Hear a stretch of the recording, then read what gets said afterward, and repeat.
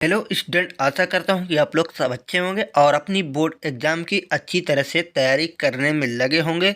यहाँ पर आपके लिए हम लेकर आ चुके हैं मॉडल पेपर। ठीक है, कक्षा 10वीं सब्जेक्ट रहेगा हिंदी। तो आप इस मॉडल पेपर को अच्छी तरह से तैयारी करना है ताकि आपके मॉडल पेपर से पूरे क्वेश्चन आपके बोर्ड एग्ज़ाम में पूछे जाएंगे। ठीक है, तो इस मॉडल पेपर को आपको अच्छी तरह से तैयारी करना है। तो यहाँ पर आप देख सकते हैं है सेतु नमूना प्रश्न पत्र माध्यमिक शिक्षा मंडल भोपाल हाई स्कूल परीक्षा 2022 का हिंदी रहेगा। आपका सब्जेक्ट हिंदी, कक्षा 10वीं। ठीक है, ये माध्यमिक शिक्षा मंडल मध्य प्रदेश से द्वारा जारी हुआ है, जो आपका सैंपल पेपर्स है। ठीक है, तो आप इन प्रश्नों को आपको अच्छी तरह तैयारी करना है। संभावित प्रश्न पत्र हैं, आपके पेपर किस तरह के आएंगे बोर्ड एग्जाम में, यह सैंपल पेपर के माध्यम से ये जारी हुआ है। ठीक है, कि आपके प्रश्न कैसे रहेंगे, कौन से कितने नंबर के रहेंगे। ठीक है, तो आपको इस पेपर को अच्छी तरह से तैयारी करना है। आप नियम भी समझ जाएंगे कि हमारा पेपर बोर्ड में किस तरह का आएगा। ठीक, तो वीडियो को अगर आगे बढ़ाते हैं, यहाँ पर आप देख सकते हैं समय 3 घंटा रहेगा आपका। यहाँ पर आपका समय 3 घंटा, पूर्णांक 75 करेगा। ठीक, निर्देश को आपको सबसे पहले विशेष ध्यान देकर पढ़ना है, इसके बाद पेपर को आपको शुरू करना है। ठीक, तो आगे बढ़ते हैं। यहाँ पर पहला सही विकल्प का चयन कर लिखिए। ठीक है, पहला नंबर है ऋतुकाल को कब की दृष्टि से बांटा गया है।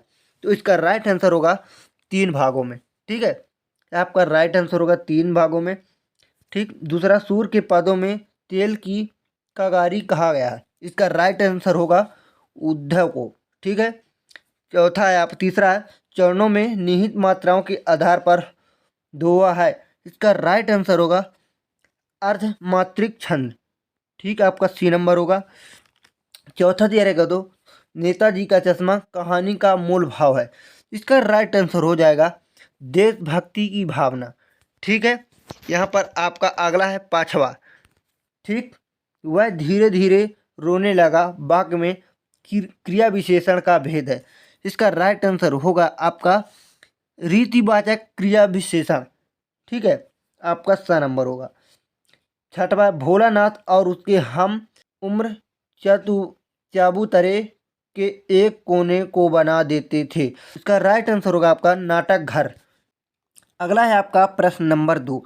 ठीक है, पहला रहेगा यहाँ पर आपका दिया रहेगा परशुराम अपना गुरु भगवान डैक डैक को मानते थे। इसका राइट आंसर होगा शिव। ठीक, आश्रय की बात शारीरिक चेष्टाओं को डैक डैक कहते हैं। इसका राइट आंसर होगा अनुभव।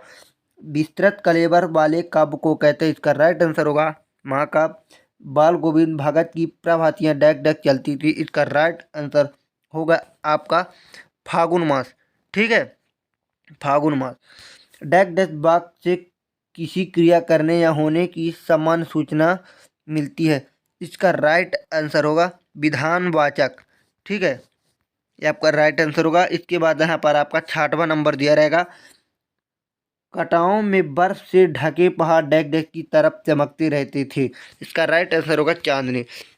तो फटाफट आपको चैनल को सब्सक्राइब कर लेना है, वीडियो को लाइक करना और शेयर करना तमाम दोस्तों के साथ, ताकि आपके मित्र या दोस्त या भाई या बहन पेपर में अच्छे नंबर से पास हो। इस मॉडल पेपर को और नहीं जानते हैं, वो भी आपके माध्यम से इस पेपर को अच्छी तरह से तैयारी कर लेंगे, इन क्वेश्चन को ताकि बोर्ड एग्जाम में उनको सरलता रहेगी पेपर देने में। ठीक है, इसके बाद आपका अगला है प्रश्न नंबर 3, सही जोड़ी बनाई लिखिए। ठीक, पहला यहाँ पर आपका दिया है उत्साह कविता। इसका राइट आंसर होगा एक आहन गीत। ठीक है, क्या होगा इसका राइट आंसर एक आहन गीत, घ नंबर। ठीक, दूसरा है मानवीय क्रियाओं का आरोप है। इसका राइट आंसर होगा मानवीकरण अलंकार। ठीक है, तीसरा है रिपो तर्ज की भाषा है। इसका राइट आंसर होगा फ्रेंच। सफेद पोष है। इसका राइट आंसर होगा आपका भद्र शक्ति। ठीक, जो कम बोलता हो क्या कहते हैं उसको, मितभाषी। ठीक है, आज्ञा है। इसका राइट आंसर होगा तार शतक। अगला है यहाँ पर आपका प्रश्न नंबर 4, एक वाक्य में उत्तर लिखिए। पहला फसल कविता हमें किसके करीब ले जाती है। यहाँ पर आपका राइट आंसर होगा यह कविता हमें किसान और कृषि संस्कृति के करीब ले जाती है। दूसरा है विभव के भेदों के नाम लिखिए। तो विभव के भेद दो होते हैं, पहला आलंबन विभव, दूसरा उद्दीपन विभव। ठीक। तीसरा, शास्त्रों में काशी किस नाम से प्रतिष्ठित है? इसका राइट आंसर होगा शास्त्रों में काशी आनंद कानन नाम से प्रसिद्ध है, आनंद कानन। ठीक है। चौथा, किस समास में प्रथम पद प्रधान एवं अव्यय होता है? इसका राइट आंसर होगा अव्ययी भाव समास। पांचवा, अपना हाथ जगन्नाथ लोकोक्ति का क्या अर्थ है? यहाँ पर इसका राइट आंसर होगा स्वयं का काम स्वयं करना अच्छा होता है। ठीक है। अगला है भोलानाथ के पिता फूल के कटोरे में उसे क्या शानकार खिलाते थे?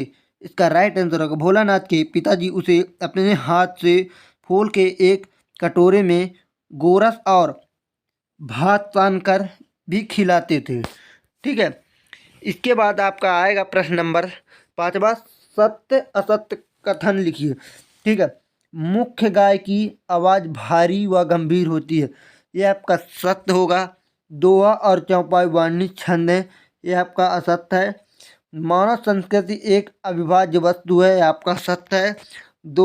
दो वर्णों के मेल को संधि कहते हैं, सत्य है। रंगीन पताकाएं शांति और अहिंसा का प्रतीक है, आपका सत्य है। पढ़कर ही लेखक अभ्यतर विशेषता को पहचानता है, यह आपका असत्य होगा। ठीक है। तो आपको इन प्रश्नों को अच्छी तरह से याद करना है और सॉल्व भी करना है। ठीक है। जिससे आपकी बोर्ड एग्जाम में एक भी नंबर का मिस ना होने पाए। आपको टॉप करने से कोई नहीं रोक सकता, टॉपर बनने से कोई नहीं रोक सकता। ठीक है। अगला प्रश्न नंबर 6वां, रीतिकाल को तिरंगाल काल क्यों कहा जाता है? रीतिकालन किसी एक कवि का नाम लिखना है। ठीक है। इसका अथवा दिया रहेगा दोस्तों, नई कविता की दो विशेषताएं लिखी हैं। ठीक है। इसके बाद 7वां है तुलसीदास अथवा नागार्जुन की काव्यात्मक विशेषताएं निम्नलिखित बिंदुओं के आधार पर लिखिए। इसकी दो रचनाएं और कलापक्ष। ठीक है। यहाँ पर आपका दिया रहेगा प्रश्न नंबर 8वां, गोपियों ने उद्धव से योग की शिक्षा कैसे लोगों को देने की बात कही है? ठीक है। इसका अथवा दिया रहेगा दोस्त, राम लक्ष्मण परशुराम संवाद पाठ के आधार पर राम के स्वभाव की कोई दो विशेषताएं लिखिए। ठीक है। इसके बाद आपका दिया रहेगा दोस्तों प्रश्न नंबर 9, फागुन में ऐसा क्या होता है जो कि बाकी ऋतुओं से भिन्न होता है? इसका अथवा है कवि नागार्जुन के अनुसार फसल क्या है? 10वां नंबर आपका खंड काव्य की कोई दो विशेषताएं लिखिए। इसका अथवा दिया रहेगा दोस्तों, स्थायी भाव एवं संसारी भाव में कोई दो अंतर लिखिए। ठीक है। इसके बाद यहाँ पर आपका चौपाई छंद की परिभाषा उदाहरण सहित लिखिए। इसके बाद आपका अथवा दिया रहेगा अतिशयोचित अलंकार की परिभाषा उदाहरण सहित लिखिए। प्रश्न नंबर आपका 12वां आता है, आचार्य रामचंद्र शुक्ल के अनुसार निबंध की परिभाषा लिखते हुए आपके पाठ्यक्रम में सम्मिलित किसी एक निबंध रचना का नाम लिखिए। ठीक है। यहाँ पर इसका अथवा दिया रहेगा कहानी एवं उपन्यास में कोई दो अंतर लिखना। इसके बाद अगला है प्रश्न नंबर 13वां, स्वयं प्रकाश अथवा मन्नू भंडारी की साहित्यिक विशेषताएं निम्नलिखित बिंदुओं के आधार पर लिखिए। ठीक है। दो रचनाएं और भाषा शैली आपको लिखना है इनके बारे में। ठीक। इसके बाद आपका प्रश्न नंबर 14वां दोस्तों, सेनानी न होते हुए भी चश्मे वाले को लोग कैटसन क्यों कहते थे? इसका अथवा दिया है बाल गोविंद भगत ने अपने बेटे की मृत्यु पर अपनी भावनाएं किस तरह व्यक्त की, लिखिए। ठीक। प्रश्न नंबर आपका दिया रहेगा 15वां, बिस्मिल्लाह खान को शहनाई की मंगल ध्वनि का नायक क्यों कहा गया? ठीक। इसका अथवा दिया रहेगा दोस्तों, वास्तविक अर्थों में संस्कृत व्यक्ति किसे कहा जाता है? प्रश्न नंबर आपका 16वां, निम्नलिखित वाक्यांशों के लिए एक शब्द लिखिए। पहला है दो भाषाएं बोलने वाले, दो भाषाएं बोलने वाला, दूसरा जिसका वर्णन ना किया जा सके। इसका अथवा दिया रहेगा दोस्तों, निम्नलिखित मुहावरों का अर्थ लिखते हुए वाक्य में प्रयोग कीजिए। पहला है खून पसीना एक करना, दूसरा है गागर में सागर भरना। ठीक है। इसके बाद आपका दिया रहेगा दोस्तों 17वां, बच्चे माता पिता के प्रति अपने प्रेम को कैसे अभिव्यक्त करते हैं, लिखिए। इसका अथवा दिया रहेगा दोस्तों, गंगटोक को मेहनत का बादशाहों का शहर क्यों कहा गया। ठीक है, और वीडियो अच्छा लगे तो चैनल को सब्सक्राइब कर लेना, वीडियो को लाइक करना और ज़्यादा से ज़्यादा लोगों को शेयर करना और पेपर को अच्छी तरह से तैयार करना। इसमें से 100% मेरा आपसे गारंटी है कि कुछ क्वेश्चन इसी मॉडल पेपर से पूछे जाएंगे, तो आपको इसको अच्छी तरह से तैयारी करना है।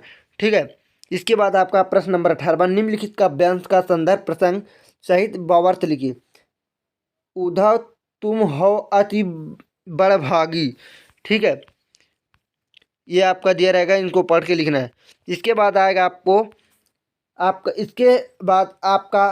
इसके बाद आपका अगला है प्रश्न नंबर 19, निम्नलिखित गद्यांश की संदर्भ प्रसंग सहित व्याख्या लिखिए। ठीक है, आपको इस संदर्भ को अच्छी तरह से पढ़ लेना है। इसके बाद आपको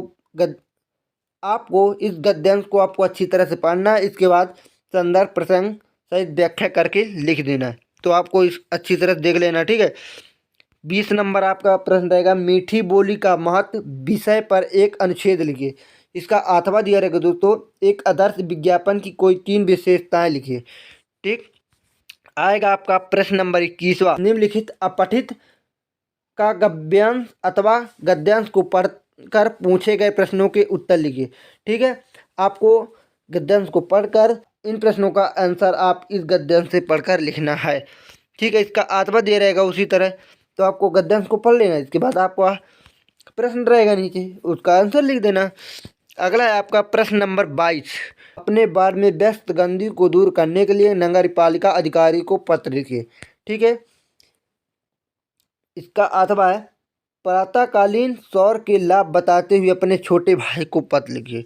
ठीक, इसका प्रश्न नंबर 23, निम्नलिखित में से किसी एक विषय पर रूपरेखा सहित सरगावित निबंध लिखिए। ठीक है, मतलब आपका विद्यार्थी जीवन में नैतिक मूल्यों का महत्व, दूसरा पर्यावरण प्रदूषण में हमारी व्यक्तिगत भूमिका, तीसरा स्वच्छ भारत अभियान, चौथा आज़ादी का अमृत महोत्सव, पांचवा जल संरक्षण। मतलब आपको इन पांचों में से आपको निबंध लिखना है किसी एक को। ठीक है, तो आपको निबंध लिखकर बता देना है, तो आप लोगों को निबंध लिखना है। ठीक, आशा करता हूँ कि यह पूरा वीडियो आपको अच्छी तरह से समझ में आ चुका होगा और पेपर भी अच्छी तरह से आप लोग तैयार कर लेंगे, ताकि आपको बोर्ड एग्जाम में टॉप करने से कोई नहीं रोक सकता, टॉपर बनने से कोई नहीं रोक सकता। अगर और जिससे मतलब जो कमज़ोर बच्चे हैं वो तो पास हो ही जाएंगे अगर इस मॉडल पेपर को पढ़ लिए तो। ठीक, अब वीडियो को लाइक करना, चैनल को सब्सक्राइब करना।